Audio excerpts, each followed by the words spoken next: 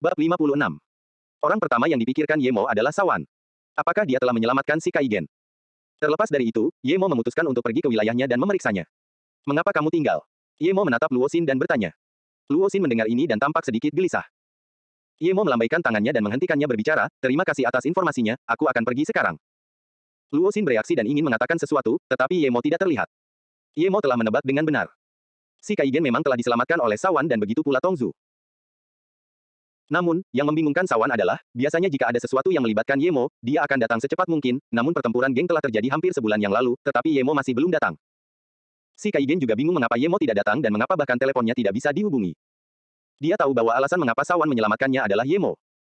Ye Mo pernah ke 5 negara sebelumnya dan Sawan tampaknya takut pada Ye Mo. Dari kekuatan Sawan, dia dapat mengatakan bahwa Sawan tampaknya hampir sama kuatnya dengan Ye Mo. Bagaimana mungkin orang seperti dia takut pada Ye Mo?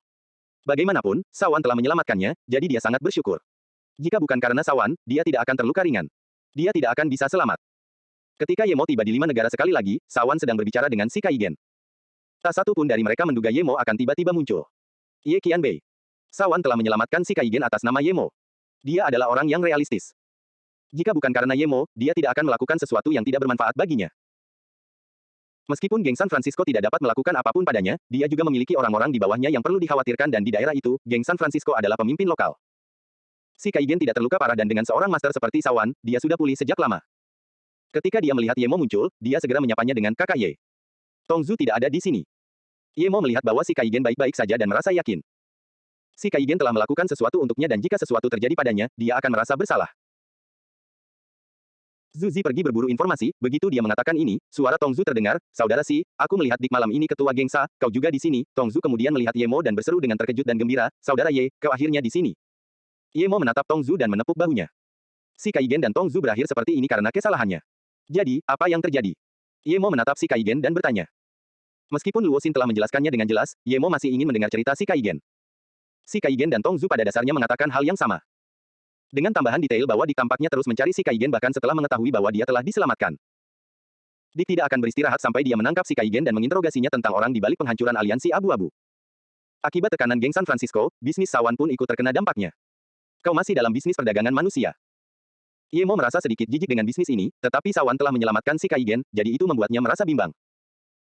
Sawan segera berkata, tidak, sejak terakhir kali aku bertemu Qianbei, aku mendengarkan kata-kata Qianbei dan menghentikan bisnis itu. Sekarang aku berkecimpung dalam perdagangan senjata. Kau memperdagangkan senjata. Bisakah kau juga mendapatkan senjata terbaru? Ye Mo tiba-tiba teringat pada Luo Yue. Meskipun Luo Yue telah membeli beberapa senjata, senjata-senjata itu sebenarnya adalah senjata yang ingin ditingkatkan oleh orang lain. Negara-negara tidak akan menjual senjata kepada Luo Yue, jadi sebagian besar senjata mereka harus berasal dari transaksi gelap. Sebelum Sawan menjawab, si Kaigen berkata, AS sangat berbeda dengan Tiongkok dalam hal ini. Mereka adalah pihak yang dipasok oleh produsen senjata besar, pemerintah AS membeli dari mereka. Tentu saja, semua produsen ini memiliki latar belakang politik, jadi karena hubungan pribadi mereka, jauh lebih mudah bagi AS untuk mendapatkan senjata terbaru. Benar sekali. Seperti Thor, Universal Motion, ATK, Dell. Produsen senjata perang sangat dekat dengan pemerintah dan militer, tetapi itu semua hanya hal sekunder. Namun, senjata skala besar memang dibatasi dan kami tidak bisa mendapatkannya, tetapi kami bisa mendapatkan beberapa senjata yang lebih ringan dengan mudah, kata Sawan. Ye Mo mengangguk, kalau begitu, Sawan, kau akan bertanggung jawab untuk memberiku senjata-senjata terbaru. Mengenai cetak biru senjata berskala besar itu, aku akan mendapatkannya sendiri dari produsen senjata. Perusahaanku sekarang pindah ke Luo Yue, kau mungkin tahu, kan? Sawan selalu ingin menyebutkan hal ini, jadi sekarang setelah Ye Mo menyebutkannya, dia sangat bersemangat. Kali ini, dia tidak ragu-ragu dan berkata, Ye Qianbei, tentu saja aku tahu tentang perusahaan Luo Yue, dan aku ingin bergabung dengan kota Luo Yue, Qianbei. Mendengar ini, si Kaigen dan Tongzu juga menjadi bersemangat. Mereka sudah lama mengetahui tentang kisah legendaris perusahaan farmasi Luo Yue. Bahkan jika mereka sudah menjadi anak buah Ye Mo, itu hanya membuat mereka semakin ingin bergabung dengan Luo Yue. Namun, Ye Mo sedang berbicara dengan Sawan sekarang, jadi mereka tidak bisa ikut campur. Ye Mo tahu apa yang mereka inginkan dan tersenyum, tentu saja, karena aku sudah menyebutkan ini, itu artinya aku bersedia membiarkan kalian bergabung dengan kota Luo Yue. Jika kalian ingin kembali ke Luo Yue sekarang, tidak apa-apa, dan jika kalian tetap di sini, bantu aku memperhatikan senjata AS dan berikan aku beberapa senjata terbaru. Jika AS memiliki terobosan baru dalam teknologi, pastikan untuk segera memberitahuku. Dari sudut pandang pribadi, Ye Mo harus mengakui bahwa Amerika adalah negara yang sangat terbuka dan dalam hal itu jauh lebih baik daripada banyak negara lain. Jika bukan karena mereka yang mencoba melahap Luo Yue, dia juga tidak akan menyerang mereka. Namun, tidak peduli seberapa kuat mereka, jika mereka ingin menyerang Luo Yue, maka jangan salahkan dia karena menyerang terlebih dahulu. Dan, dalam hati mereka, orang Amerika percaya bahwa mereka adalah kakak besar dunia, dan Ye Mo tidak menyukainya. Baiklah, aku bersedia tinggal di sini untuk meneruskan bisnis senjata api, kata Sawan segera, dan si Kaigen serta Tong Zu pun menginginkan hal yang sama. Ye Mo tentu saja tidak akan memperlakukan mereka dengan buruk karena bersedia tinggal dan membantu. Dia membuat 3 gelang pertahanan untuk mereka yang dapat menyelamatkan mereka masing-masing setidaknya sekali.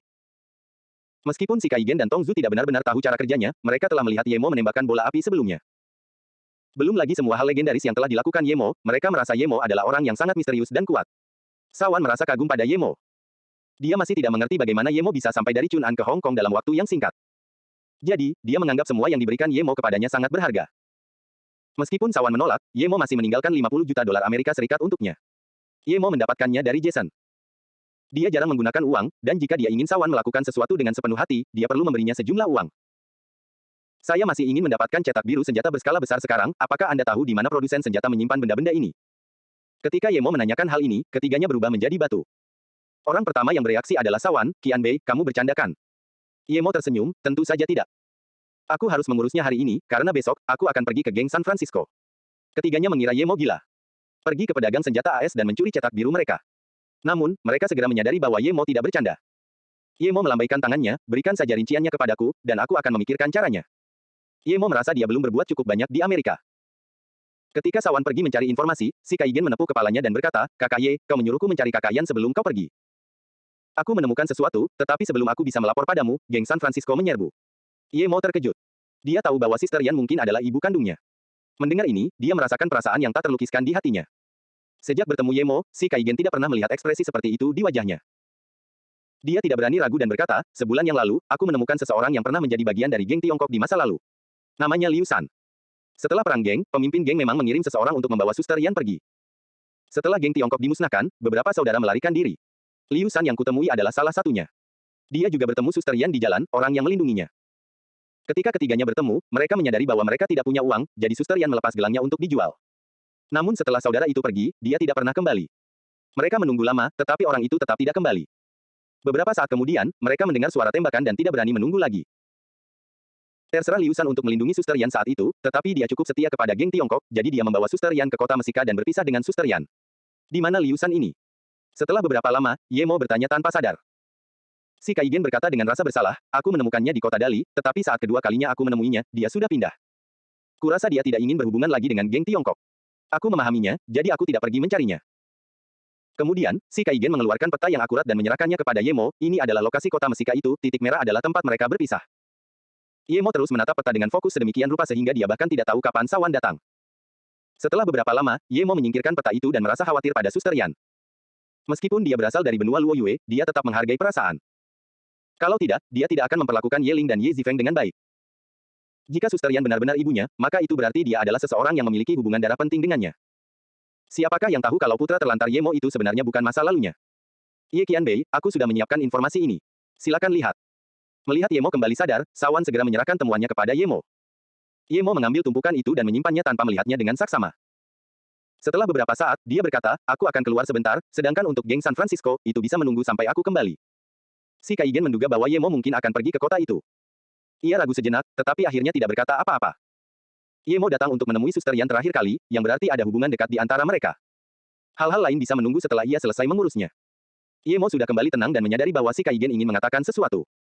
Dia langsung bertanya, apa yang ingin kamu katakan? Saudara Ye, ada satu hal lagi yang belum sempat saya sampaikan. Huang Mei pernah kembali mencari Anda setelah Anda pergi. Dia sangat kecewa mendengar bahwa Anda telah pergi, jawab si Kaigen. Huang Mei. Ye Mo mengerutkan kening. Dia tidak mengenal wanita itu. Dan ini terjadi di AS. Dia tidak ingat pernah bertemu wanita manapun di AS. Apa yang diinginkannya darinya? Melihat ini, si Kaigen berkata, dia adalah wanita yang duduk di belakang Zhu Hongsheng ketika kami pertama kali memasuki geng Hong Martial. Ye Mo langsung teringat. Wanita itu tampaknya selalu membantunya, apapun keadaannya.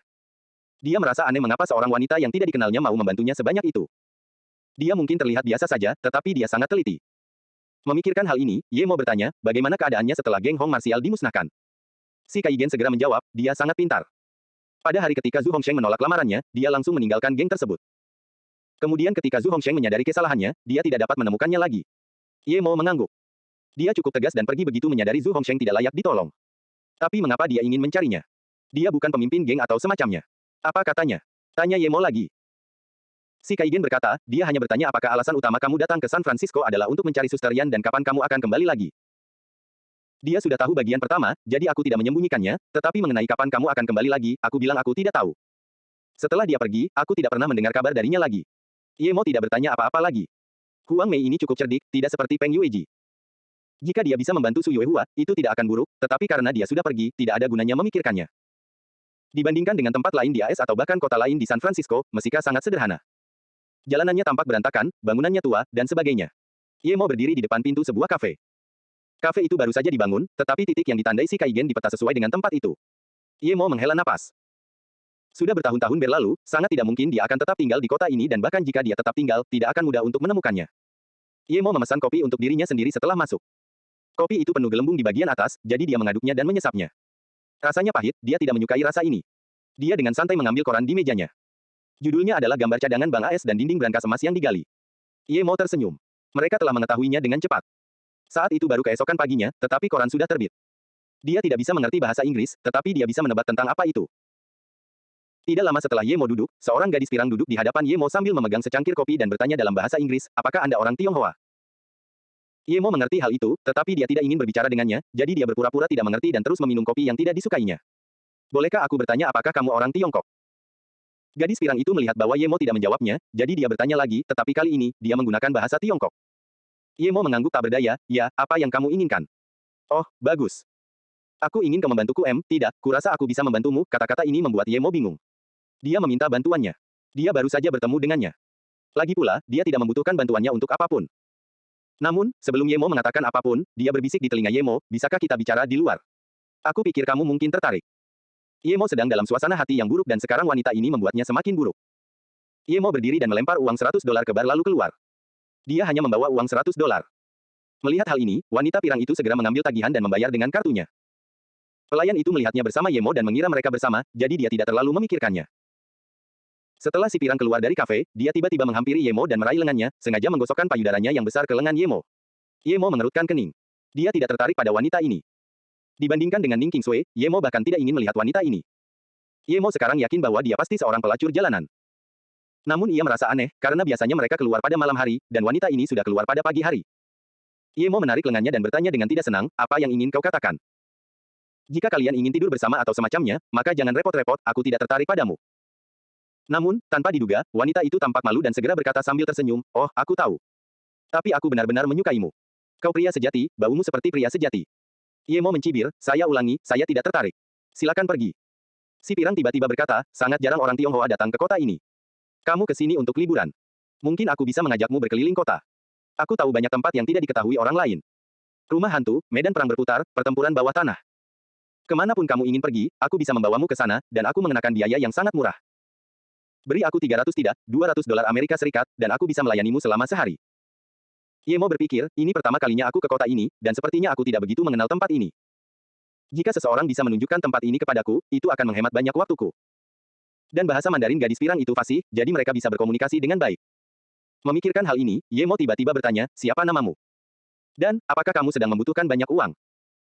Mendengar ini, si pirang itu segera berkata, namaku Ani, dan ya, aku benar-benar butuh semua uang yang bisa kudapatkan. Jika kau lelah, aku bahkan bisa tidur denganmu, kau hanya perlu memberiku $200 Amerika Serikat. Tidak perlu tidur denganku. Pertama, katakan saja padaku apakah ada banyak orang Tionghoa di sini, dan di mana mereka biasanya tinggal. Selain itu, seberapa banyak yang kau ketahui tentang sejarah kota ini? Sudah berapa lama kau tinggal di sini? Tanya Yemo. Si pirang dengan cepat menjawab, saya lahir di sini. Ayah saya seorang pandai besi, jadi saya tahu tempat ini dengan sangat baik, persis seperti. Dia ingin menggunakan metafora yang indah, tetapi pengetahuannya terbatas dan dia tidak dapat memikirkan satu pun. Yemo tidak keberatan. Dia mengangguk dan berkata, bawa aku ke wilayah Tiongkok. Ada seseorang yang ingin kutemui. Menemukan seseorang. Wah, bagus. Selama kamu mencari orang Tionghoa, aku bisa membantumu menemukannya. Kau tahu, orang-orang memanggilku si Tionghoa kulit putih, Ani terus berbicara, jika kamu ingin menemukan orang Tionghoa, kamu harus pergi ke ring tinju bawah tanah Jalan Mentang. Tempat itu memiliki jumlah orang Tionghoa terbanyak kedua di kota ini. Mungkin orang yang kamu cari ada di sana. Tidak mungkin Suster Yan ada di sana. Yemo menggelengkan kepalanya tanpa berpikir, mengapa membawaku ke tempat terbaik kedua? Bawa aku ke tempat dengan orang Tionghoa terbanyak. Oh, baiklah. Tuan, siapa nama Anda? Tanya Ani. Namaku Yemo. Sekarang, bawalah aku ke tempat yang paling banyak orang Tionghoanya. Setelah Yemo berbicara dengannya beberapa saat, dia menyadari bahwa wanita itu tidak semenyebalkan yang dia kira. Mungkin wanita itu benar-benar membutuhkan uang. Jika wanita itu bisa membawanya untuk menemukan semua orang Tionghoa di sekitarnya, dia tidak akan keberatan memberinya uang. Ani berkata, Tuan Yemo, tempat dengan orang Tionghoa terbanyak adalah Chinese Backstreet, tetapi kita harus melewati ring tinju bawah tanah untuk sampai ke sana. Dengan begitu, kita juga akan menghabiskan lebih sedikit waktu untuk melihat semua orang Tionghoa yang bisa kita lihat. Yemo menatap matanya yang berbinar dan tahu bahwa meskipun dia benar, pasti ada alasan lain mengapa dia tetap pergi ke sana. Bagi Yemo, apapun itu, dia tidak akan peduli sama sekali. Seakan menyadari kata-katanya bisa menimbulkan kesalahpahaman, Ani cepat-cepat menjelaskan, kamu bisa melihat para master Tiongkok bertarung di sana, tapi kalau kamu benar-benar tidak tertarik, kita tidak perlu pergi. Tidak apa-apa, sebaiknya kita pergi saja. Yemo melambaikan tangannya dengan santai. Tidak peduli siapapun tuannya, dia tidak perlu khawatir. Bagaimanapun, ini hanyalah kota kecil di Amerika. Melihat hal ini, Ani semakin gembira dan berseru, ya Tuhan, kamu yang terbaik. Sungguh pria sejati. Baiklah, cepatlah pergi, dan panggil aku Tuan Ye mulai sekarang. Meskipun Ani jelas-jelas sedang dalam kesulitan keuangan, dia sama sekali tidak tertekan karenanya dan membuat keadaan menjadi lebih ceria. Yemo juga merasa jauh lebih baik. Hai sayang, seorang pria kulit putih yang sedang mengunyah permen karet berjalan melewati Ani dan Yemo, dan berkata dalam bahasa Mandarin yang sangat terbata-bata. Ani mengabaikan lelaki itu dan menunjuk ke sebuah gang sambil berkata, kamu bisa masuk ke ring tinju bawah tanah dari sana, ayo pergi. Pria itu melihat Ani mengabaikannya, jadi dia berjalan melewati Yemo dan Ani dan juga memasuki gang kecil. Mereka hanya berjalan sebentar sebelum orang-orang mulai berlalu dengan tergesa-gesa. Orang Tionghoa berjumlah 40% dari semua orang yang hadir. Tidak heran bahkan beberapa orang kulit putih yang tidak dikenal tahu sedikit bahasa Tionghoa. Setelah berjalan melewati gang, Ani membawa Yemo ke aula yang sangat besar. Ada banyak orang di sana, dan suasananya sangat ramai dan gaduh. Kios-kios kecil ada di mana-mana, orang-orang minum, bermain game mobil, makan, dan bahkan mengonsumsi narkoba. Yemo mendapati tempat itu dipenuhi orang-orang dengan berbagai warna kulit. Ani tersenyum kepada Yemo sambil meminta maaf, Tuan Ye, keadaan akan membaik setelah kita masuk dengan benar, aula ini agak terlalu kacau. Namun, ada juga orang Tionghoa di sini, mungkin ada seseorang yang Anda kenal. Ani tampaknya mengenal banyak orang di sini. Begitu dia masuk, sekelompok orang mulai menyapanya. Tetapi Ani tahu apa tujuan utamanya dan melihat bahwa Yemo tidak menyukai tempat ini, dia dengan cepat membawanya lebih jauh ke bawah tanah. Di pintu masuk, Ani berhenti dan menatap Yemo dengan canggung, Tuan Ye, bisakah Anda meminjamkan saya $200 untuk saat ini? Percayalah, saya tidak akan menipu Anda. Beberapa ratus dolar bagaikan beberapa lembar daun bagi Yemo. Dia mengeluarkan $200 dan memberikannya kepada Ani. Terima kasih, Tuan Ye. Mari kita masuk. Ekspresi Ani seperti dia tidak hanya mendapat 200, tetapi 20.000. Yemo menghela napas. Mereka yang merasa cukup dengan hal-hal kecil yang mereka dapatkan, selalu merasa bahagia. Keduanya datang ke pintu dan Ani memberikan biaya masuk $200 dan membawa Yemo masuk. Yemo melihat kerumunan yang riuh dan langsung tahu bahwa Ani mungkin punya urusan sendiri dan itulah sebabnya dia ingin datang ke sana. Namun, Yemo melihat bahwa memang ada banyak orang Tionghoa. Beberapa dari mereka berteriak di depan panggung. Ani, kamu datang pagi sekali. Kata seorang yang fasih berbahasa Mandarin. Itu adalah seorang pemuda Asia berusia 20-an. Dia tampak mengalami beberapa cedera kepala dan diperban. Dia menatap Yemo. Ani hendak membuat Yemo menunggu sementara dia mencari pemuda itu, tetapi dia muncul tiba-tiba. Ani memberikan $300 kepada pria itu dengan canggung dan berkata, Yemo adalah teman baruku. Jangan khawatir tentang apapun dan pergilah mendaftar terlebih dahulu. Aku datang untuk menonton pertandinganmu malam ini. Yemo menyadari bahwa $300 itu sepenuhnya berasal darinya. Pemuda itu ragu-ragu sebelum mengambil uang itu dan berkata, aku tidak akan mengecewakanmu dan saudari Sisi. Kemudian, ia berbalik ke tengah kerumunan dan memasuki area pertandingan. Maaf, Tuan Ye, mungkin saya sedikit menipu Anda, tetapi jangan khawatir, saya pasti akan membawa Anda ke seluruh kota ini. Jika orang yang Anda cari benar-benar ada di sini, saya akan menemukannya untuk Anda, Ani meminta maaf. Sementara itu, saat Yemo menatap pemuda itu, dia merasakan keakraban. Namanya Yin Jia. Dia datang ke sini karena dia butuh banyak uang, setidaknya puluhan ribu dolar. Aku ingin membantunya, tapi aku juga tidak punya uang. Ani menjelaskan. Ani juga tidak benar-benar tumbuh dengan gaya Amerika. Ayahnya berasal dari Hong Kong dan datang ke kota ini di AS beberapa tahun yang lalu. Ayahnya bertemu ibunya, dan mereka menikah tetapi begitu Ani lahir, ibunya meninggal dunia. Meskipun ayahnya tidak mampu memberinya kehidupan terbaik saat itu, mereka masih mampu bertahan hidup. Namun karena krisis ekonomi, ayahnya bangkrut dan hanya bisa tinggal di daerah kumuh di Chinese Backstreet. Karena mereka hidup di luar jaringan listrik, ayahnya dan dia juga tidak mendapatkan banyak bantuan dari pemerintah. Selain itu, ayahnya adalah seorang pecandu alkohol, jadi sebagian besar uang mereka digunakan untuk membeli alkohol. Dia hanya punya sedikit uang untuk dibelanjakan. Ani bertemu dengan saudara perempuan dan laki-laki dari keluarga Yin di Chinese Backstreet, dan dia jatuh cinta pada Yin Jia. Yin Jia dan saudara perempuannya sangat membutuhkan uang, tetapi dia tidak punya cara untuk membantu, jadi Yin Jia hanya bisa datang bertarung di sini. Karena dia memiliki kekuatan dan 2 atau 3 orang biasa bukanlah tandingannya, Ani mendukungnya untuk datang bertarung di sini. Baru-baru ini, kota itu mulai mengadakan turnamen, Raja Tinju Kota Mesika. Juara pertama bisa mendapatkan $100.000 Amerika Serikat, juara kedua dan ketiga masing-masing bisa mendapatkan $50.000 dan $30.000. Jadi, Yin Jia mendaftar tanpa ragu-ragu. Meskipun biaya pendaftarannya hanya $300 Amerika Serikat, pesaing itu membutuhkan pendukung yang juga harus membayar $1.000 sebagai asuransi. Mereka berdua hanya punya $1.000 Amerika Serikat, jadi Ani keluar untuk mencari uang. Mendengar ini, Ye Mo terdiam. Wanita ini pergi tidur dengan orang lain untuk membantu orang yang dicintainya mengumpulkan uang. Haruskah dia dipuji, atau dia memang bodoh? Ye Mo segera berpikir bahwa mungkin dia hanya berpikir berbeda dengannya. Mungkin dia pikir tidur dengan seseorang bukanlah masalah besar. Meskipun Ye Mo tidak bisa memahami tindakannya, dia tahu bahwa setiap orang memiliki caranya sendiri untuk diingat dan mungkin dari sudut pandangnya, dia melakukan hal yang benar. Melihat Ye Mo terdiam, Ani merasa harus terus meminta maaf. Dia sudah memberikan uang kepada Yin Jia untuk mendaftar. Jika Tuan Ye ini tidak menginginkannya untuk memimpin jalan lagi, dia tidak akan tahu bagaimana mengembalikan 200 itu. Ye Mo menoleh dan melihat seorang pria Tionghoa dipukuli hingga jatuh dari panggung. Ye Mo telah menyaksikan perkelahian itu sejak dia masuk. Pria Cina itu memuntahkan darah dan perlahan berhenti bernapas. Pria kulit hitam yang menang itu sangat gembira. Banyak orang melemparkan uang ke atas panggung dan seorang wanita berbikini mengambil uang tersebut. Ia berpose menggoda untuk menarik perhatian orang-orang agar melempar lebih banyak uang. Orang-orang dipukuli sampai mati begitu saja. Ye Mo menatap orang-orang itu dengan kaget. Melihat keterkejutan Ye Mo, Ani segera berkata, jika kamu ingin masuk lebih jauh ke dalam untuk melihat-lihat, kamu harus membayar lebih.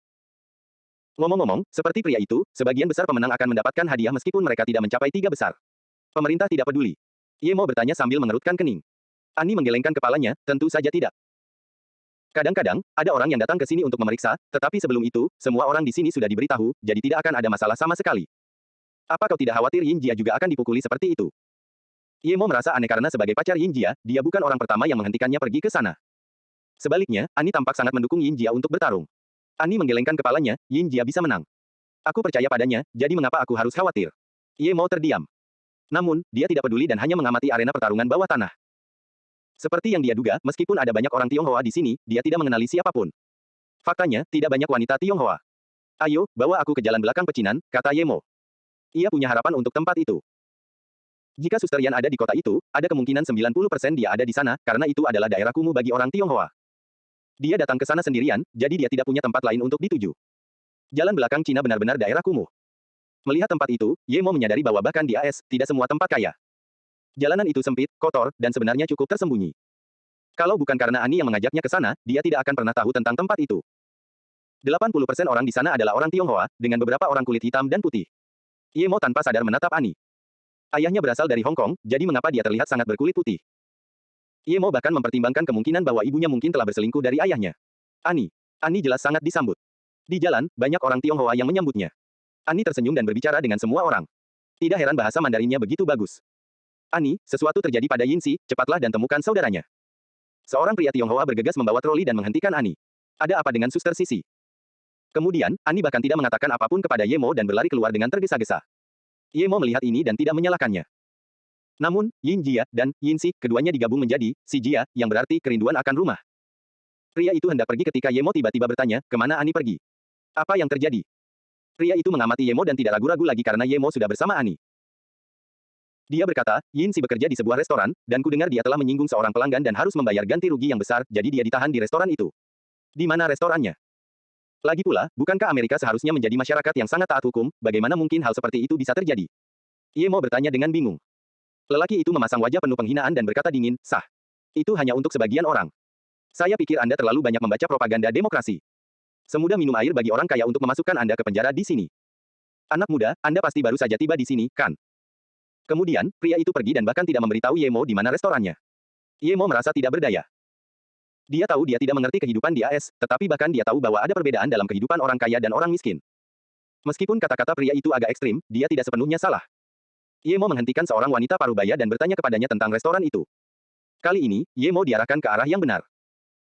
Begitu Ye Mo sampai di restoran itu, indera spiritualnya melihat seorang pria kulit putih di lantai 2 sedang mengamuk pada seorang gadis berusia 20-an. Namun, Ye Mo tidak mengerti apapun yang dikatakannya. Seorang pria Tionghoa di sampingnya juga ikut mengumpat gadis itu. Ani menggendong gadis itu, yang wajahnya penuh bekas tamparan dan tampak khawatir. Ye Mo terkejut. Ani selama ini adalah gadis Amerika yang sangat optimis, jadi dia merasa aneh melihat kekhawatiran di wajahnya. Ye Mo naik ke lantai 2 dan berkata kepada Ani, Ani, kamu mengambil uangku, jadi mengapa kamu tidak menunjukkan jalan kepadaku sekarang? Ani sudah khawatir dan bingung harus berbuat apa. Sekarang setelah Ye Mo tiba-tiba muncul, dia menjadi semakin khawatir. Maaf, Tuan Ye, tolong tunggu saya di luar sebentar, saya akan segera keluar. Ani tahu dia tidak akan keluar dalam waktu dekat, tetapi dia tahu siapa pria kulit putih itu. Mungkin Ye Mo juga akan terseret ke dalam masalah pada akhirnya. Apa yang terjadi? Ye Mo menatap gadis yang telah ditampar itu dan berjalan mendekat. Melihat hal itu, Ani hanya bisa berkata, kakak Sisi merusak barang-barang pelanggan, dan dia tidak mampu membelinya. Ye Mo segera mengerti apa yang sedang terjadi. Setelah campur tangan Yemo yang tiba-tiba, pria kulit putih dan pria Tionghoa itu akhirnya bereaksi. Siapa kamu? Pria parubaya itu mengamati Yemo dan bertanya dengan nada menghina. Saya teman Ani. Apa yang mereka rusak? Dan mengapa Anda memukul orang? Yemo mengamati pria itu dan bertanya dengan santai. Yemo segera menyadari bahwa pria kulit putih itu mempunyai pistol di sakunya, dan tidak jauh dari situ berdiri dua pria berwajah kekar. Mendengar ini, lelaki parubaya itu mencibir dan berkata perlahan, Yinsi adalah pekerja di restoranku, dan Edward adalah tamu terhormat kita. Yinsi memecahkan patung giok putihnya, tidakkah kau setuju bahwa itu perlu diberi ganti rugi? Karena Yinsi adalah pekerjaku, aku hanya meminta dia membayar 10% darinya. Sisanya akan kubayar. Tetapi jika dia bahkan tidak mau membayar 10% darinya, apa yang harus kulakukan? Jika dia terus menolak, aku hanya bisa memenjarakannya. Tuan Ross, Anda tahu dia tidak sanggup membayar sebanyak itu, tetapi Anda tetap memintanya membayar 1 juta. Lagi pula, apakah benda itu benar-benar bernilai 10 juta? Anda melakukan ini dengan sengaja, bukan? Anda, Ani ingin membantah tetapi kemudian menatap pria kulit putih itu dan menelan kembali kata-katanya. Kalian tidak punya uang. Ross melirik Ani dan Yinsi dan mencibir tetapi tidak mengatakan apapun. Setelah Yemo datang, pria kulit putih itu tidak lagi memaki Yinsi. Sebaliknya, dia memberi isyarat kepada pengawalnya untuk memblokir pintu masuk ke bawah. Apa benda ini yang harganya 10% dari 1 juta? Yemo tiba-tiba bertanya lagi. Ross mencibir, berapapun harga yang dikatakan pelanggan, itulah harga sebenarnya. Jika Anda tidak mampu membayar apa yang Anda rusak, bukankah Anda seharusnya tahu cara berlutut? Tiba-tiba, Ross merasa bahwa dia seharusnya tidak menjawab Yemo. Siapa orang ini, dan beraninya dia menanyainya seperti itu. Dia mengamati Yemo dan berkata, siapa kamu bagi Yinso? Apakah kamu ingin membayarnya? Jika tidak, apa gunanya bertanya ini dan itu? Yemo tersenyum, saya ingin membayar, tetapi saya tidak melihat benda yang dimaksud. Jika benar-benar bernilai 1 juta, mungkin saya akan membayar Anda. Ross ingin berbicara dengan nada mengejek, tetapi sebelum dia bisa mengatakan apapun, dia membeku. Yemo memegang 3 tumpukan dolar yang baru dicetak. Setidaknya ada 20.000 di tangannya. Namun, sebelum ada yang bisa bereaksi, Yemo melambaikan tangannya, dan uang itu menghilang secara ajaib. Mata Ross berubah hijau. Jika pemuda ini bisa dengan mudah mengambil 20.000, dia pasti punya lebih banyak lagi. Dolar-dolar itu sepertinya baru saja diambil dari bank. Edward juga melihat USD, dan matanya mulai berbinar, tetapi ia segera menutupi keserakahannya. Matanya bergerak-gerak saat ia mulai merencanakan sesuatu. Yemo menatap mereka berdua dan mencibir. Harganya hanya 20.000, tetapi mereka berdua menjadi serakah karenanya. Mustahil bagi mereka untuk memiliki patung senilai 10 juta. Mata Ani juga berbinar. Dia tidak mengerti bagaimana Yemo bisa menaruh uang itu di dalam pakaiannya yang tipis, tetapi dia tidak menyangka Yemo sekaya ini. Semua orang menggunakan kartu kredit, jadi siapa yang membawa uang tunai sebanyak itu? Namun Ani tahu situasinya tidak baik, karena Edward juga telah melihat uang pada Yemo. Dan Edward adalah orang yang terkenal di Mesika. Yinsi tanpa sadar menatap Ani. Dia tahu semua teman Ani, sejak kapan dia mengenal orang sekaya ini. Sebelum Ross sempat berkata apa-apa, Yemo melanjutkan, karena kau ingin aku mengganti rugi, bukankah seharusnya kau setidaknya menunjukkan padaku apa yang aku ganti rugi? Aku perlu tahu di mana letak kerusakannya.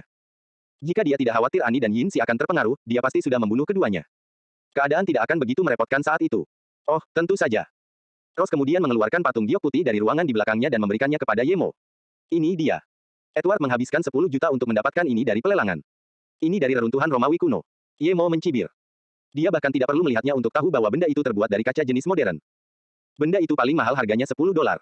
Yemo melihat retakan di bagian belakang. Kedua orang ini jelas-jelas menipu Yinsi, tetapi Yinsi tidak terlihat kaya. Kalau begitu, mengapa mereka menipunya? Yemo menatap Yinsi. Meskipun dia terlihat bersih dan sopan, dia tidak cantik luar biasa. Bagaimana mungkin orang seperti Edward dan Ross tertarik padanya? Yemo kemudian melihat patung itu. Dia adalah seorang kultivator yang dapat membuat artefak tingkat tinggi yang layak. Benda kecil itu diperbaiki dalam waktu singkat. Dia melihat patung itu dan kemudian berkata, Ross, aku tidak melihat ada kerusakan pada ini. Aku hanya mengambil sehelai rambut, dan patung itu tampak baik-baik saja. Mungkin kamu salah lihat. Baik-baik saja. Jika patung itu baik-baik saja, aku akan memakannya dan memberimu 1 juta. Ross mencibir dan mengambil patung itu dari Yemo. Dia melirik Yemo, siap untuk menunjukkan retakan itu. Yinsi juga menatap Yemo dengan heran. Kebohongan itu akan segera terbongkar, jadi apa gunanya mengatakannya? Dia telah melihat sendiri kebohongan itu. Namun Ross kecewa. Ia memeriksanya berulang kali namun tidak menemukan retakan.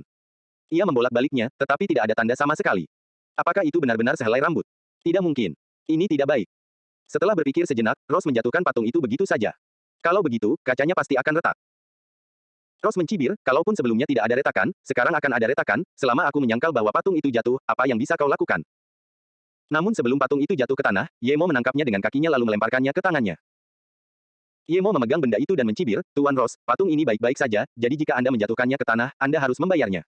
Ross menatap Yemo dan tercengang. Dia tidak menyangka kartu asnya akan gagal. Yemo menyerahkan patung itu lagi kepada Ross, Tuan Ross, jika Anda menjatuhkannya lagi, itu artinya Anda melemparkannya dengan sengaja. Ross memberikan patung itu kepada Edward. Edward pun memeriksanya dan memastikan bahwa tidak ada retakan sama sekali. Apakah mereka benar-benar salah lihat? Karena kita salah, lupakan saja. Edward mencibir. Dia akan memikirkan cara lain. Lagi pula, seluruh keluarga Yinsi ada di sini, mereka tidak bisa melarikan diri. Namun, pemuda di depannya ini tampak kaya. Dia tidak akan membiarkannya pergi. Meskipun dia tidak peduli dengan uang tunai 20.000 dolar itu, jika orang itu bisa mengeluarkannya begitu saja, dia pasti punya lebih banyak. Hah, berakhir begitu saja. Annie hampir berteriak. Yinsi juga merasa seperti sedang bermimpi. Mendengar perkataan Edward, Rose hanya bisa melotot ke arah Yinsi dan berkata, kamu beruntung kali ini. Yemo tiba-tiba menengahi, Tuan Rose, ini belum berakhir. Kesalahpahaman sebelumnya adalah tentang patung putih, tapi kami belum memutuskan bahwa Anda memukul Nona Yinsi. Semua orang menatap Yemo dengan tatapan kosong. Siapa Edward? Siapa yang berani bertanya kepada salah satu anak buahnya di hadapannya? Itu sama saja dengan meminta mati. Apa masalahnya kalau aku memukulnya? Dia melakukan kesalahan, tidak bisakah dia dipukul? Rose sangat marah hingga dia mulai tertawa. Nada bicara Yemo menjadi dingin, apa kesalahan Yinsi? Dia merusak, Rose tiba-tiba berhenti. Patung giok putih itu baik-baik saja. Rose memandang Edward dan tahu bahwa target mereka sekarang harus diubah ke Yemo.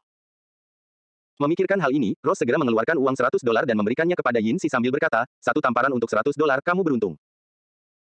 Yemo mengambil uang 100 dolar itu dan melihatnya, lalu mengeluarkan uang 100 dolar dari sakunya dan memberikannya kepada Rose, bagaimana mungkin aku mengambil uangmu? Ini, aku akan memberimu 100 dolar ini. Rose tanpa sadar mengambil uang itu sambil mencibir, kupikir kamu tangguh, tapi ternyata kamu tidak berani mengambil uangku. Tamparan-tamparan dua tamparan mendarat di wajah Rose, membuat pikirannya berhenti sejenak. Ia berputar di tempat. Ia benar-benar tidak mengerti mengapa ia tiba-tiba dipukul. Meskipun aku punya cukup banyak uang, aku tidak bisa menghamburkan terlalu banyak untuk seekor babi. Dua tamparan untuk 200, kata Yemo. Namun, kedua tamparan ini memiliki kaliber yang berbeda. Rose memuntahkan banyak gigi dan merasakan sensasi terbakar di wajahnya. Dia bahkan tidak dapat berbicara saat dia jatuh terduduk. Semua orang tercengang. Tidak ada yang menyangka Yemo berani memukul seseorang di depan Edward, dan begitu kerasnya. Wajah Edward menjadi muram. Tepat saat ia ingin berbicara, Yemo menghentikannya, Edward, aku sangat tertarik dengan patung giok putihmu. Aku yakin itu sangat berharga, dan aku ingin tahu apakah kau punya barang antik yang lebih berharga di tempatmu. Aku akan dengan senang hati kembali bersamamu dan membeli beberapa darimu. Tentu saja, selama itu berharga, harganya bisa dinegosiasikan. Apa? Pemuda ini ingin kembali ke tempatnya dan membeli barang antiknya. Edward ingin tertawa. Masih ada keberuntungan di dunia ini, dan dia telah mengalaminya. Dia telah berusaha keras untuk menemukan cara untuk membawa pemuda itu pergi selama ini. Pemuda itu tahu patung giok itu bernilai 10 juta tetapi tetap ingin pergi bersamanya. Bukankah itu berarti dia punya lebih banyak uang? Memikirkan hal itu, hati Edward terasa panas. Saat dia mulai bersemangat, Yemo menghela napas, sebelum kembali, aku ingin membeli beberapa harta karun dari Amerika. Hari ini, akhirnya aku menemukan seseorang yang memiliki harta karun asli. Kemudian, Yemo mengeluarkan sebuah kartu dan melambaikannya di depan Rose, saya benar-benar harus berterima kasih karena telah memberi saya kesempatan untuk mengenal Tuan Edward. Kalau tidak, kemana saya akan menghabiskan semua uang ini? Seolah-olah Yemo memiliki begitu banyak uang sehingga dia bahkan tidak tahu bagaimana cara membelanjakannya. Ekspresi muram Edward langsung menghilang. Berubah menjadi senyum penuh semangat. Ia menatap Yemo seolah-olah sedang melihat uang dolar. Tuan Ye, Anda Ani tercengang. Dia benar-benar tidak mengerti bagaimana Yemo bisa sebodoh ini. Dia minta mati saat mencoba berbisnis dengan Edward. Yinsi juga khawatir. Dia tidak mengenal Yemo, tetapi meskipun dia mengenalnya dan mencoba menghentikannya agar Edward tidak meraup banyak uang, keluarganya tidak akan bisa hidup sampai esok hari, dan pemuda ini akan tetap tertipu untuk berbisnis dengan Edward setelahnya. Sebelum Ani sempat menyelesaikan kalimatnya, Yemo berkata, Ani, tunggu aku di backstreet. Aku akan segera kembali setelah menyelesaikan urusan dengan Edward. Tepat saat dia hendak pergi bersama Edward, Yemo sepertinya teringat sesuatu dan menoleh ke arah Rose sambil tersenyum, aku hampir lupa. Kamu bilang kamu akan memakan patung itu jika tidak ada bekasnya dan memberiku 1 juta. Tapi patung putih itu sangat berharga, jadi tentu saja aku tidak bisa membiarkanmu memakannya. Meskipun 1 juta itu hanya uang receh bagiku, tapi itu tetap uangku. Aku harus mengambilnya, Tuan Rose. Rose menutup mulutnya dan ingin segera pergi ke rumah sakit, tetapi dia tidak berani bergerak. Pemuda ini benar-benar meminta 1 juta padanya. Apakah dia gila? Kau tidak ingin memberikannya padaku. Melihat Rose tidak berbicara, Yemo tidak pergi bersama Edward dan berjalan kembali di depan Rose lagi. Rose menatap Edward dengan kasihan. Ia tahu Edward akan berbisnis dengan Yemo sekarang dan tidak akan melakukan apapun padanya, tetapi 1 juta adalah jumlah yang besar baginya. Total kekayaannya hanya 2 juta. Rose, kamu sudah mengatakannya, jadi kamu harus memberikannya padanya. Perkataan Edward membuatnya mengerti bahwa semua harapan telah hilang. Dia dengan penuh kebencian mentransfer 1 juta kepada Yemo. Itu adalah tabungannya selama bertahun-tahun. Yemo melambaikan kartu di tangannya lagi, Rose, sejujurnya, 1 juta itu seperti setetes air di lautan di rekeningku. Merupakan kehormatan bagiku untuk mengambil uangmu. Tuan Edward, mari kita berbisnis. Tempat ini terlalu membosankan. Yinsi dan Ani tidak bisa berbuat apa-apa saat mereka melihat Yemo dan Edward pergi. Ani, siapa orang ini? Bagaimana kamu bisa bertemu dengannya? Yinsi bertanya dengan putus asa. Ani berkata, saya butuh beberapa ratus dolar, jadi saya menemukannya. Apa Ani? Jangan bilang kau, raut wajah Yinsi berubah drastis. Dia tahu kakaknya menjalin hubungan dengan Ani. Jika Ani tidur dengan orang lain, apa yang akan dia lakukan? Ani memang berencana melakukan itu. Alasan mengapa dia memilih melakukannya di pagi hari dan dengan seorang pria Tionghoa adalah karena Yin Jia membutuhkan uangnya malam ini. Dia juga berpikir bahwa seseorang yang bangun sepagi itu tidak akan terlalu bernafsu terhadap seseorang. Namun, mereka yang tinggal di kota semuanya memiliki gaya hidup yang sangat bebas dan karenanya tidak akan bangun pagi. Yemo adalah pria Tionghoa asing, dan dia tampak bersih. Ketika dia mendekati Yemo, dia memang menyukai aroma menyegarkan darinya. Tidur dengan seseorang yang tidak dia sukai sambil mendapatkan uang yang sangat dia butuhkan, tentu saja, itu lebih dari yang bisa diharapkan Ani. Dia hanya tidak menyangka Yemo tidak mau melakukannya. Meskipun Ani tidak terlalu peduli, saat melihat wajah Yinsi, dia langsung tahu bahwa Yinsi merasa jijik. Jadi dia melambaikan tangannya dan menyangkalnya, tidak, aku tidak tidur dengannya. Bagaimana mungkin? Aku hanya menunjukkan jalan kepadanya. Mendengar ini, Yinsi akhirnya menghela napas lega dan bertanya, kau yang menunjukkan jalan kepadanya. Kota kita begitu kecil, mengapa dia membutuhkanmu untuk menunjukkan jalan kepadanya? Aku tidak tahu. Dia bilang dia menelepon Yemo dan dia ke sini untuk mencari seseorang. Orang itu juga orang Tiongkok, jadi aku membawanya ke ring tinju bawah tanah dan kemudian ke Chinese Backstreet, kata Ani. Tiba-tiba, pria yang membawa troli itu bergegas masuk dan saat melihat Ani dan Yinsi baik-baik saja, dia merasa lega. Paman De, terima kasih untuk hari ini, kata Yinsi. Sisi, kamu baik-baik saja. Baguslah. Bibimu mendengar apa yang terjadi dan ingin datang mencarimu juga, tapi dia agak lemah dan pingsan, kata Paman De cepat. Hah, bibi pingsan. Yinsi segera berlari kembali ke rumahnya. Ani juga mengikutinya. Meskipun mungkin hanya kota kecil dan miskin di AS, ada satu tokoh penting di sana, Edward. Meskipun ia tidak begitu penting, keluarganya, keluarga Bor, merupakan anggota geng tangan hitam yang terkenal di AS. Kenyataannya, Edward tidak lagi dianggap sebagai anggota keluarga Bor, tetapi orang lain tidak mengetahuinya. Alasan mengapa kota Mesika tetap seperti itu sebagian besar karena Edward. Edward menggunakan nama keluarganya untuk mendapatkan uang di kota, tetapi karena ia tidak pernah keluar batas, ia tetap berhubungan baik dengan pemerintah setempat. Kadang-kadang, mereka bahkan bekerja sama. Rumah bangsawan swasta terbesar di kota itu juga milik Edward. Ia mempekerjakan sekitar 40 hingga 50 orang. Kadang-kadang, ia bahkan melakukan perampokan di kota-kota terdekat, tetapi yang lebih cerdik darinya adalah ia tidak pernah menyentuh batas pendapatan pemerintah. Karena Yemo sudah datang jauh-jauh ke kediamannya dan orang-orang di luar adalah anak buahnya, Edward bahkan tidak repot-repot berpura-pura.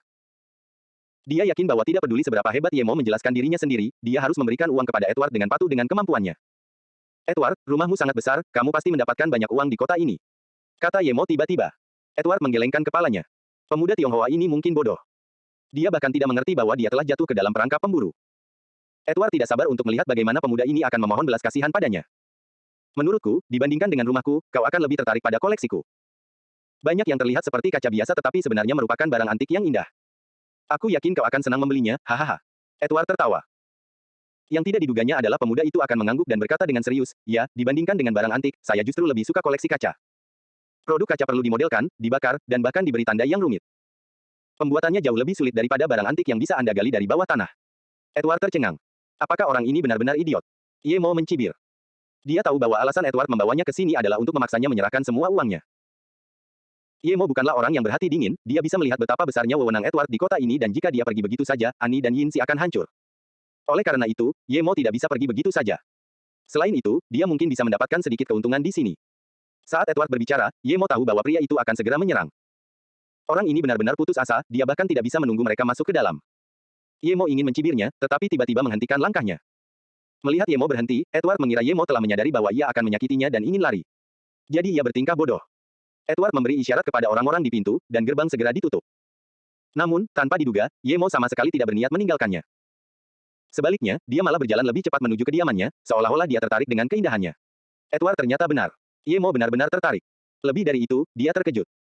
Rumah besar Edward penuh dengan tanaman hijau subur dan udara segar yang kualitasnya tak terbayangkan. Yemo merasakan aura spiritual yang jauh lebih kuat daripada di luar. Itu benar, aura spiritual. Yang lebih mengejutkan Yemo adalah seolah-olah semua tanaman di rumah Edward diberi makan dengan air roh. Mungkinkah ini tambang biji roh? Atau ada sumur roh? Yemo tercengang dan bersemangat.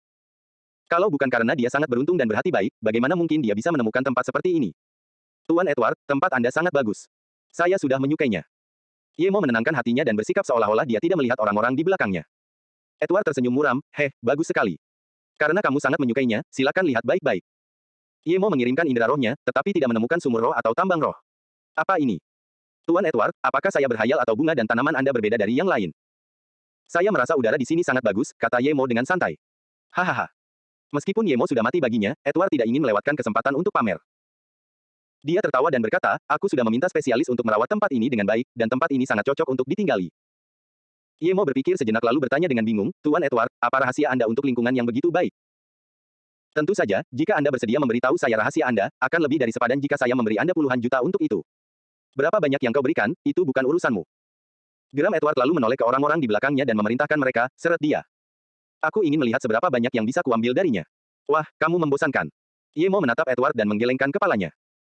Sebelum Edward bisa bereaksi, Yemo menembakkan beberapa bola api, dan ketujuh pria itu dengan cepat berubah menjadi debu. Edward menatap anak buahnya yang menghilang dalam sekejap mata lalu mengucek matanya, mengira ia berhalusinasi. Saat berikutnya, Yemo memegang leher Edward dan menyeretnya ke sekeliling istananya. Beberapa saat kemudian, Edward menyadari bahwa semua anak buahnya telah berubah menjadi debu, kecuali beberapa pelayan. Yemo lalu menyeretnya ke ruang tamu dan melemparkannya ke tanah. Edward baru menyadari kesulitan apa yang telah ia hadapi. Orang Cina sialan ini, sihir apa yang dia gunakan? Dia membunuh orang tanpa meninggalkan bekas sedikit pun. Dia terlalu menakutkan. Tuan, permisi, Tuan, saya punya banyak barang antik di sini. Tidak, sebenarnya, semuanya barang pecah belah. Tapi kalau Anda suka, Anda boleh mengambil semuanya. Edward tidak berani berdiri atau menyeka keringat di kepalanya. Yemo mengambil asbak dan melemparkannya ke kepala Edward, apa kau bodoh? Barang pecah belah bisa kutemukan di mana-mana di jalan. Apa aku perlu datang ke tempatmu untuk membelinya? Tidak, aku juga punya uang. Setidaknya puluhan juta dolar. Aku bisa memberikan semuanya padamu. Dan jika kau suka rumah besar ini aku juga bisa memberikannya padamu. Edward segera mengganti topik pembicaraan. Yemo menggelengkan kepalanya. Dengan ukuran rumah besar ini, dia mengira Edward akan memiliki setidaknya beberapa ratus juta, namun dia hanya memiliki puluhan juta. Sungguh orang yang malang. Namun, ada yang lebih baik daripada tidak sama sekali, jadi Yemo melemparkan sebuah kartu ke arah Edward dan berkata, cepat dan transfer ke saya. Edward mengambil kartu itu dengan hati-hati dan melirik ke arah Yemo, ingin bertanya apakah Yemo akan mengampuni nyawanya setelah itu, tetapi dia melihat bola api tiba-tiba muncul dari tangan Yemo, dan dia segera melakukan apa yang diperintahkan. Beberapa saat kemudian, Edward menyerahkan kartu itu kembali kepada Yemo dengan hati-hati. Yemo mengambilnya dan berkata dengan ramah, Edward, aku benar-benar tertarik dengan tempatmu. Apa rahasia mengapa udara di tamanmu begitu baik? Kalau saja beberapa saat sebelumnya dia tidak melihat Yemo membunuh puluhan orang dengan matanya sendiri, Edward pasti akan percaya bahwa Yemo hanyalah tetangga yang datang untuk mengobrol.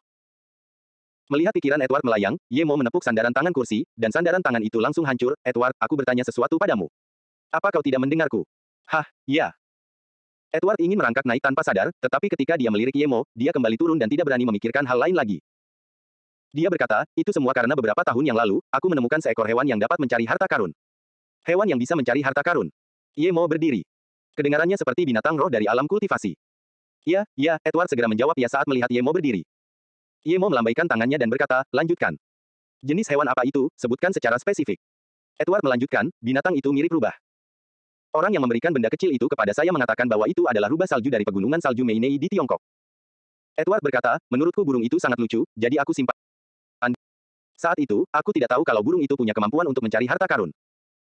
Lalu suatu hari, seorang temanku memamerkan keahlian menembaknya padaku dan membunuhnya. Kemudian, Edward mengintip ke arah Yemo. Sementara itu, Yemo sedang mempertimbangkan apakah itu mungkin rubah putih yang dilihatnya di pegunungan salju Meinei. Yemo melotot ke arah Edward, karena rubah itu sangat lucu, mengapa kau membunuhnya, dasar bodoh? Apa hubungannya ini dengan energi spiritual di kebunmu? Bicaralah lebih banyak omong kosong padaku dan aku akan segera memberimu bola api. Spirit Chi. Tentu saja Edward tidak tahu apa itu, tetapi melihat kemarahan Yemo, ia segera berkata, tidak, tunggu dulu, aku sudah menyuruh orang-orang untuk membawa rubah itu pergi, tetapi anak buahku mengatakan mereka menemukan setumpuk berlian di samping rubah itu. Aku segera menghampirinya dan menemukan bahwa itu bukan berlian. Bahannya tidak sekeras berlian. Itu adalah kristal putih susu yang cantik, dan aku menemukan bahwa tanaman di dekatnya tampak jauh lebih cantik dan udara di dekatnya juga jauh lebih baik, jadi aku. Apa yang kau lakukan? Yemo punya firasat buruk. Edward menggigil, saya menyuruh orang itu untuk menggilingnya menjadi bubuk dan mencampurnya dengan air untuk menyiram tanaman di kebun saya. Pada akhirnya, semua tanaman di kebun saya menjadi cantik dan kualitas udara menjadi sangat baik. Saya bahkan terbebas dari migrain setelah tinggal di sini cukup lama. Saya tahu kristal-kristal itu bagus, tapi... Tamparan Yemo mematahkan sandaran tangan lainnya dan berkata dengan marah, tapi apa? Apakah kamu menggiling semua kristal? Iya, kata Edward. Keringatnya menetes ke tanah. Yemo yakin kristal-kristal susu itu adalah batu roh. Sungguh sia-sia. Makhluk ajaib seperti itu dibunuh oleh seorang idiot, dan batu-batu roh itu digiling menjadi bubuk oleh idiot lainnya. Melihat wajah Yemo, Edward segera berkata, ada lebih banyak rubah salju di gunung salju Meinei. Begitu aku memahami kekuatan rubah salju, aku segera memberitahu Erikson untuk pergi ke gunung salju lagi. Apakah rubah salju itu benar-benar rubah kecil yang pernah dilihatnya sebelumnya? Jika rubah salju memiliki kemampuan seperti itu, maka mereka akan menjadi binatang roh kelas atas bahkan di alam kultivasi. Binatang roh yang bisa menemukan batu roh, itu terlalu tidak masuk akal. Memikirkan tentang orang kulit putih yang telah dibunuhnya di pegunungan salju, orang itu memang bernama Erikson. Untung saja dia membunuhnya. Kalau tidak, jika rubah kecil itu jatuh ke tangannya, itu tidak akan baik. Berpikir tentang pegunungan salju, Yemo langsung teringat Song Yangzu yang telah membuatnya kehilangan keperawanannya. Tenda yang berapi-api itu dan kulitnya yang putih bersih dan kenyal. Apakah dia masih belum melupakannya? Dia bertanya-tanya bagaimana keadaannya sekarang. Yemo menggelengkan kepalanya dan menyingkirkan pikiran-pikiran itu. Yemo yakin bahwa rubah kecil yang dilihatnya adalah rubah salju. Pertama, rubah salju ini seharusnya takut pada orang asing, tetapi rubah salju tidak takut padanya, karena dia adalah seorang kultivator roh. Tidak ada kultivator roh di bumi kecuali dia. Rubah itu pasti merasa bahwa dia berbeda. Kedua, ketika sumur roh meledak, rubah salju adalah orang pertama yang menemukannya. Makhluk imut itu adalah harta yang sangat berharga. Jika rubah salju itu mengikutinya dan melihat ke seluruh bumi, siapa yang tahu kalau dia mungkin tidak akan menemukan lebih banyak batu roh. Rubah salju. Binatang pencari roh. Memikirkan hal ini, Yemo ingin segera kembali ke pegunungan salju. Melihat Yemo tidak berbicara, Edward menjadi sangat gelisah. Tepat saat dia mengasihani nasibnya sendiri, Yemo tiba-tiba berkata, karena kamu memberitahuku begitu banyak informasi yang berguna. Edward bersuka cita namun sebelum ia sempat berbicara, sebuah bola api terbang mendekat dan kata-kata terakhir yang didengarnya adalah, aku akan menghadiahimu bola api dan memberimu kematian yang cepat. Setelah meninggalkan istana, Yemo merasa perjalanan ini tidak sia-sia. Puluhan juta dolar mungkin tidak berarti apa-apa, tetapi mengetahui nilai rubah salju itu pastilah berarti. Ada satu hal yang Yemo lupa tanyakan pada Edward sebelum pergi, yaitu mengapa dia peduli pada Yinsi. Jalan belakang orang Tionghoa selalu menjadi tempat termiskin di Mesika, tetapi tentu saja, beberapa orang tetap menjadi kaya. Rose adalah salah satu dari orang-orang itu, tetapi ia telah melupakan asal-usulnya. Ia mengubah namanya dari Liu Luosi menjadi Rose dan memandang rendah orang-orang miskin di jalan belakang orang Tionghoa. Namun karena ada beberapa orang yang dikenalnya dari masa lalu, ia kadang-kadang masih mempekerjakan pekerja dari sana. Saat ini, dia sedang berbaring di rumah sakit terbaik di Mesika, menjalani operasi mulut. Dia tahu bahwa Yemo pasti sudah mati karena mengikuti Edward, jadi dia tidak berharap Yemo bisa memberinya kompensasi atau apapun. Di sebuah rumah kecil di Chinese Backstreet, seorang wanita yang sangat kurus dan jelek duduk di kursi tua yang compang camping. Ada dua gadis di sampingnya. Satu di antaranya adalah gadis berambut pirang dan satu lagi adalah gadis Tionghoa yang berpenampilan bersih. Mereka adalah Annie dan Yinsi. Kelompok itu terdiam dan nampaknya sudah demikian lama. Yinsi tiba-tiba berkata, Bibi, jika sesuatu terjadi pada Yemo, kita bisa melaporkannya kepada wali kota. Dan jika tidak bisa, kita akan bertarung dengan Liu Laosi. Sekarang setelah kupikir-pikir, dia pasti berkonspirasi dengan Edward untuk menipu kita, tetapi aku benar-benar tidak tahu apa yang bisa mereka tipu dari kita. Wanita di kursi itu berkata setelah beberapa saat, Sisi, kita tidak bisa mengalahkan mereka, Yemo itu, dia. Suara wanita itu sangat indah. Seperti suara gadis remaja, tetapi wajahnya seperti wanita tua yang buruk rupa. Wanita itu mengucapkan beberapa patah kata itu dan tampak tenggelam dalam kenangan. Kak Sisi, kamu bilang patung giok itu benar-benar tidak rusak. Kenapa mereka bilang kamu yang merusaknya? Tanya Annie tiba-tiba. Yinsi sudah melupakannya dan sekarang setelah Annie bertanya, dia langsung berpikir, ya, aku melihat patung giok putih itu dengan mataku sendiri, dan memang ada retakan di sana. Bagaimana mungkin setelah Yemo menyentuhnya, retakannya hilang? Aku juga tidak tahu. Aku benar-benar melihat retakan di sana, Yinsi menegaskan dengan tegas. Kejadian ini terlalu mengerikan. Ngomong-ngomong, Annie, apa yang kamu katakan kamu lakukan di ring tinju bawah tanah? Tanya Yinsi. Annie akan memberitahu mereka setelah Yin Jia memenangkan hadiah uang, tetapi sekarang setelah Yinsi bertanya, dia hanya bisa berkata, Jia ingin berpartisipasi dalam turnamen, jadi kami pergi untuk mendaftar. Apa? Yinsi tiba-tiba berdiri. Kakaknya pergi berperang di sana. Orang-orang mati di sana, apa yang dipikirkan Annie dan Yin Jia? Dia tidak berani membayangkan akibatnya dan menyerbu keluar tanpa berpikir. Melihat ini, Annie juga menutup pintu dan mengikutinya. Ketika Yemo kembali ke jalan belakang Cina, dia pikir dia akan segera menemukan Annie, tetapi ternyata Annie tidak menunggunya di sana. Namun, Yemo tidak keberatan. Dia bahkan dapat mencari seluruh jalan dengan indera spiritualnya dalam sekejap. Paling banyak ada 1 atau 2.000 orang di sana, jadi itu bukan masalah besar baginya, dan dia tahu dia sedang mencari seorang wanita, jadi parameter pencariannya jauh lebih kecil dari itu. Saat Yemo berjalan di sepanjang jalan sampai ke sudut jalan, indera spiritualnya membuatnya berhenti karena ada sebuah ruangan yang mencurigakan. Ruangan itu gelap dan hanya ada sebuah kursi yang compang camping, serta seorang wanita tua dan jelek di dalamnya. Saat Yemo melihat wanita ini, dia berhenti. Wanita ini telah menyamarkan penampilannya. Dia sebenarnya tidak seburuk itu, dia hanya mengoleskan sedikit zat ke wajahnya. Untuk pertama kalinya, Yemo mengirimkan indera spiritualnya ke dalam pakaiannya. Seperti yang diduga, meskipun leher dan tangannya tampak hitam, kulit di dalam pakaiannya sangat putih. Yemo tidak terus mencari. Namun, terlepas dari apakah orang ini adalah Suster Yan atau bukan, dia mungkin tidak ada hubungannya dengan Yemo. Karena Yemo melihat ada rambut bayi di belakang telinganya yang menandakan dia masih perawan. Bagaimana mungkin dia masih berhubungan dengannya? Namun karena wanita itu telah mengubah wajahnya, dia harus memeriksanya. Mengapa seorang wanita membuat dirinya seburuk itu di daerah kumuh ini? Siapakah wanita ini? Yemo mengerutkan kening dan berjalan mendekat sebelum mendorong pintu hingga terbuka. Wanita di kursi itu baru saja bangun dan tiba-tiba mendapati Sisi dan Annie telah pergi, ketika seorang asing memasuki kamarnya. Dia terguncang dan tanpa sadar mengambil baju untuk menutupi dirinya. Ini hanyalah tindakan bawah sadar untuk melindungi diri, tetapi segera, dia menyadari bahwa tindakannya tidak pantas. Dia menurunkan bajunya dan menatap Yemo, siapa kamu? Mengapa kamu ada di rumahku? Nada suaranya kasar. Yemo tiba-tiba duduk dan mengamati wanita ini sebelum bertanya, aku datang untuk mencari seseorang. Beberapa orang memanggilnya, Kakak Yan. Apakah kamu mengenal orang ini? Indra spiritual Yemo dengan jelas menyadari wanita itu menggigil. Jangan khawatir. Saudari Yan mungkin masih ada hubungan darah denganku. Aku tidak menyimpan dendam. Namaku Yemo, dan aku berasal dari Tiongkok. Yemo tiba-tiba merasa bahwa mungkin wanita ini adalah saudari Yan yang sedang dicarinya. Kau Yemo. Orang yang menolong Sisi. Edward tidak menyuruhmu tinggal. Suara wanita itu tiba-tiba menjadi tegas. Yemo mengangguk, ya, saya Yemo. Dan tidak, Edward tidak menahan saya.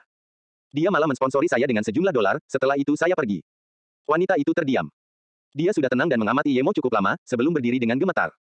Kamu sakit. Yemo menghampirinya untuk membantunya. Saat dia menggendongnya, dia merasakan tubuhnya bergetar sekali lagi. Kamu tidak perlu membantuku, tapi terima kasih sudah membantu Sisi. Meskipun dia menyuruh Yemo untuk tidak membantunya, dia bahkan tidak punya tenaga untuk mendorong Yemo menjauh.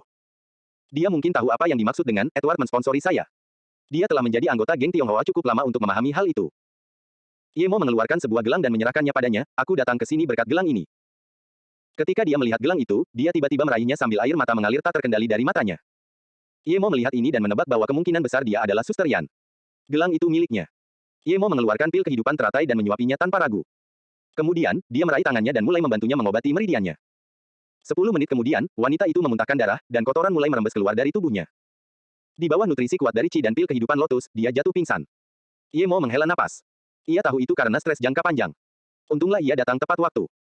Jika itu berlangsung selama setahun atau bahkan hanya setengah tahun, ia pasti sudah tamat. Yemo tidak membangunkannya, karena meridiannya sedang dalam proses berkembang dengan cepat. Beberapa menit kemudian, dia terbangun sendiri dan saat dia mencium bau busuk yang keluar dari tubuhnya, dia berteriak dan bergegas ke kamar mandi tanpa mengatakan apapun kepada Yemo. Yemo tertawa sendiri. Tidak peduli berapapun usia seorang wanita, dia tentu akan sangat peduli dengan hal itu. Namun, tak lama kemudian Yemo mendengar teriakan lain di kamar mandi dan tanpa ragu berlari menghampirinya. Dia mendapati gadis itu tak sadarkan diri di sudut kamar mandi dengan darah di kepalanya. Yemo tidak tahu bagaimana dia terjatuh, namun dia ragu untuk menolongnya. Tiba-tiba Yemo berpikir, apa yang membuatku ragu? Annie dan Yinsi tidak ada di sana. Meskipun Annie telah menanggalkan pakaiannya, usianya setidaknya 40 tahun. Terlebih lagi, Yemo sudah melihatnya sekarang, jadi akan lebih canggung jika dia membangunkannya seperti itu. Oleh karena itu, sebaiknya dia membantunya berpakaian. Namun, saat Yemo mulai memandikannya dengan sihir bola air, dia menyadari bahwa dia mungkin salah. Dia pikir dia pasti sudah cukup tua, tetapi sekarang dia menyadari bahwa dia sama sekali tidak seperti wanita berusia 50-an. Kulitnya bahkan lebih putih daripada Song Yangzu, dan dadanya sama sekali tidak kendur. Yemo tidak berani terus menatapnya. Dia segera membersihkannya dan mengenakan pakaian padanya. Dia bahkan menghilangkan bekas luka di kepalanya. Dia juga membantunya membersihkan benda itu dari wajahnya. Kemudian, dia mendudukkannya di kursi malas dan menunggu dia bangun, sembari dia mengamati rumah itu sebentar. Rumah itu sangat tua, dan ruang tamunya sangat kecil. Rumah itu memiliki 3 kamar. Yemo awalnya mengira Yinsi dan Yinjia adalah anak-anaknya, tetapi sekarang dia tahu bahwa mereka bukan anak-anaknya. Si Jia, jadi wanita ini yang memberi mereka nama itu, ya. Itu artinya dia merindukan rumah. Yemo mendesah. Hidup benar-benar berat bagi wanita ini. Yemo menatapnya lagi dan tercengang. Dia bukan Suster Yan. Dia punya foto Suster Yan, dan mereka tampaknya bukan orang yang sama. Dia buru-buru membersihkannya dan bahkan tidak menyadari bahwa wanita ini begitu cantik sehingga dia sebenarnya setara dengan Luo Ying.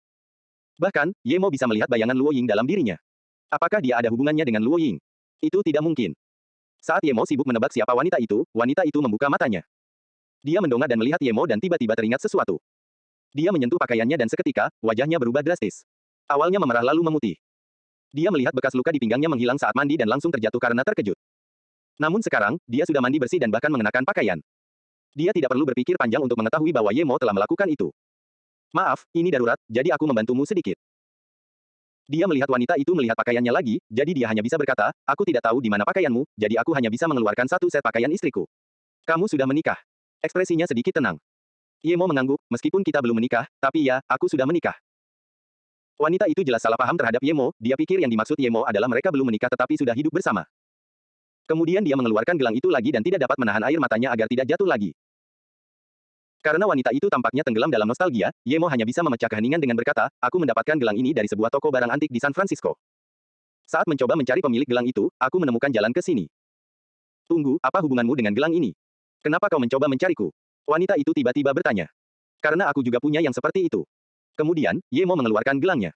Melihat itu, kegembiraan di mata wanita itu menjadi jelas. Dia juga meraih gelang Yemo dan menatap kedua gelang itu. Lebih banyak air mata muncul di wajahnya.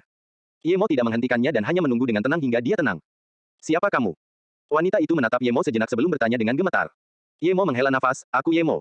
Aku berasal dari Beijing. Iya, kamu Yemo. Aku tahu kamu benar-benar ayahmu adalah Ye Kai, ibumu adalah Ye Qingcheng. Tahun itu, kamu baru saja belajar berjalan, namun sekarang kamu sudah begitu besar. Seharusnya aku sudah lama memikirkannya. Matamu persis sama dengannya, wanita itu bergumam dan bahkan meraih tangan Yemo. Yemo tidak berbicara, dia tidak tahu siapa wanita ini baginya, tetapi sejak kapan ayahnya menjadi Ye Kai. Yemo melihat bahwa mata wanita yang menatapnya itu dipenuhi dengan kegembiraan dari lubuk hatinya. Hati Yemo bergetar. Berapa banyak cinta yang dibutuhkan untuk menatap seseorang dengan mata seperti itu? Wanita itu menyeret Yemo untuk duduk di sebelahnya dan menatapnya dengan saksama. Perhatian di matanya begitu gamblang sehingga bahkan orang bodoh pun bisa melihatnya. Yemo tiba-tiba merasa hangat di hatinya. Ini adalah pertama kalinya dia menerima perhatian seperti itu. Kingsui memberinya cinta, tetapi itu berbeda dengan perhatian seperti ini. Katakan pada Suster Yan, apa kabarmu selama ini? Sejak Yemo menyebut namanya, wanita itu tidak pernah melepaskan tangannya dari Yemo. Kakak Yan. Yemo bingung sekarang, tetapi dia tidak bermaksud menyembunyikan apapun darinya. Dia hanya mengatakan bahwa dia telah dikeluarkan dari keluarga Ye, karena dia tidak mengingat apapun. Setelah mendengar bahwa Yemo telah diusir dan dibiarkan berjuang sendiri di Ninghai, saudari Yan bernapas dengan berat hingga wajahnya memerah, lalu dia berdiri sambil mengumpat, Ye Wentian, dasar bodoh, munafik. Yemo menatap Suster Yan dengan bingung, sambil berpikir, kamu nampaknya hidup dalam kondisi yang lebih buruk daripadaku di Ninghai, namun sebelum dia bisa mengatakan apapun, Suster Yan memeluknya dalam pelukannya. Meskipun dia kurus, dia memiliki dada yang besar. Yemo kebetulan memeluk dadanya, dan kelembutan yang menyentuh wajah Yemo membuatnya merasa sangat canggung, tetapi dia tidak bisa benar-benar melepaskan diri. Dia bahkan masih tidak tahu siapa Suster Yan baginya. Dia memiliki ditanyakan kepadanya, tetapi dia bahkan belum mendapat kesempatan untuk menanyakannya. Bahkan Yemo tidak tahan dipeluk oleh dada wanita secantik itu dan merasa sedikit panas. Tepat saat dia ingin mendorongnya, Suster Yan sepertinya telah memikirkan sesuatu dan membiarkannya pergi. Pipinya sedikit memerah saat dia memegang wajah Yemo, kamu sudah besar dan sangat cakap. Aku bisa tenang sekarang. Yemo ingin mengatakan sesuatu, tetapi Suster Yan tampaknya tahu apa yang ingin dia katakan dan menghentikannya. Dia hanya menatap Yemo dengan mata berapi-api yang membuat Yemo sedikit khawatir. Api itu tidak seperti perhatian seorang tetua yang melihat generasi mudanya, tetapi lebih seperti api seorang kekasih. Yemo terguncang. Meskipun Suster Yan sangat cantik, Yemo tahu dia pasti berusia setidaknya 40 tahun, dan tampaknya dia adalah seorang tetua. Setelah sekian lama, sorot mata Suster Yan masih tampak aneh, dan tiba-tiba dia berkata, aku telah menyamarkan wajahku. Aku ingin mencucinya dan membiarkanmu melihatku. Kalimat itu sudah agak intim, dan Yemo merasa tidak nyaman tetapi dia tetap berkata, Kakak Yan, aku sudah mencucinya. Hah? Suster Yan segera mengambil cermin dan melihat bahwa riasannya benar-benar hilang, dan wajahnya bersinar dengan kecantikan yang telah lama terlupakan. Dia menyentuh wajahnya tanpa sadar saat air mata mengalir di wajahnya sekali lagi. Yemo tidak mengerti apa yang dirasakannya saat itu, namun dia tahu bahwa dia tidak boleh mengganggunya. Kemudian, dia meletakkan cermin itu dan mulai bertanya tentang setiap detail kehidupan Yemo, terutama tentang Ning Qingsui, tetapi dia tidak pernah menyebutkan kehidupannya sendiri. Setelah memastikan bahwa Yemo memang hidup dengan baik dan dia tidak perlu khawatir, dia akhirnya merasa yakin. Setelah beberapa saat, dia tampaknya sudah mengambil keputusan dan tiba-tiba menatap Yemo dengan manis, tunggu aku di sini, aku akan segera kembali.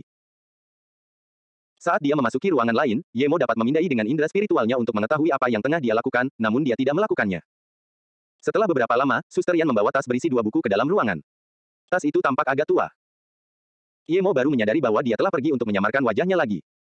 Memang, jika wajahnya terlihat, itu akan menjadi masalah besar. Yemo bangkit berdiri, dan saudari Yan menatapnya lagi, tetapi api di matanya berubah menjadi kesedihan dan kemudian menjadi kekosongan. Yemo sedikit khawatir dan meraih tangannya, mengirimkan sedikit energi. Dia kembali sadar dan tampak terkejut dengan energi Yemo. Bisakah kamu memelukku? Suster Yan tiba-tiba mengatakan sesuatu yang tidak diharapkan Yemo. Melihat keterkejutan Yemo, Suster Yan tiba-tiba tersenyum, aku orang yang paling dekat dengan keluargamu, apa yang membuatmu malu? Tadi, bukankah kau? Yemo tersenyum dan memeluknya. Dia merasa pasti ada alasannya. Ketika Yemo memeluknya, Suster Yan sedikit gemetar dan setelah beberapa lama, dia mendorong Yemo menjauh. Meskipun wajahnya memerah, dia kini telah pulih dan tersenyum kepada Yemo, 2 buku ini untukmu, dan aku akan pergi. Apa? Kau mau pergi? Kalau begitu aku akan pergi bersamamu. Yemo mengerti bahwa dia akan pergi jauh. Saudari Yan tersenyum, keinginan terbesarku adalah agar kau selamat. Karena kau baik-baik saja dan memiliki kekuatan yang begitu besar, keinginanku telah terpenuhi. Karena Ye Wentian, bajingan itu, sudah mati, ia bisa disebut beruntung.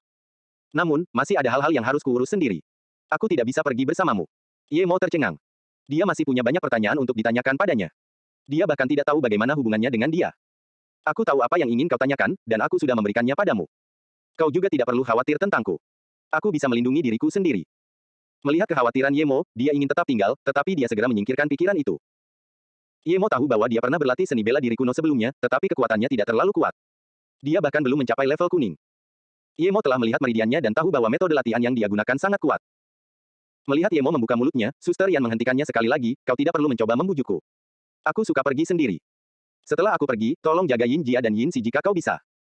Mereka adalah saudara kandung yang kutemukan di sini. Yemo menghela napas. Dia tahu bahwa Suster Yan sudah memutuskan dan tidak ada gunanya membujuknya. Oh, dan aku sangat suka pakaian istrimu. Terima kasih. Aku tidak punya apa-apa untuk diberikan kepadamu, tetapi gelang itu sudah lama bersamaku. Aku mungkin telah kehilangannya, tetapi karena kamu telah menemukannya, simpanlah. Kalau begitu, aku akan pergi. Tiba-tiba matanya memerah lagi. Tunggu sebentar. Yemo menghentikannya dan memberinya 2 botol giok. Ini beberapa pil yang diberikan guruku. Ini disebut pil pengawet wajah, dan ini adalah pil penambah chi, pil ini dapat meningkatkan kekuatanmu. Seolah takut dia tidak mempercayainya, Yemo melanjutkan, kedua pil ini sama bagusnya dengan pil kehidupan teratai. Oh, benar, aku akan memberimu satu lagi. Suster Yan mengambil pil itu dan mengangguk, saya mungkin sudah tidak sadarkan diri selama bertahun-tahun, tetapi jika saya tidak sakit, saya tidak akan berada dalam kondisi ini. Jangan khawatir. Mendengar ini, Yemo menyadari sesuatu yang lain, lalu dengan cepat mengeluarkan sebuah kartu dan memberikannya kepadanya, ada sedikit uang di sini, ambillah. Kode PIN-nya semuanya 1. Tidak, aku tidak bisa menerimanya. Aku punya tabungan. Aku tahu kamu tidak kekurangan uang, tapi aku tidak bisa menerimanya. Suster Yan mendorong kartu itu kembali ke Yemo.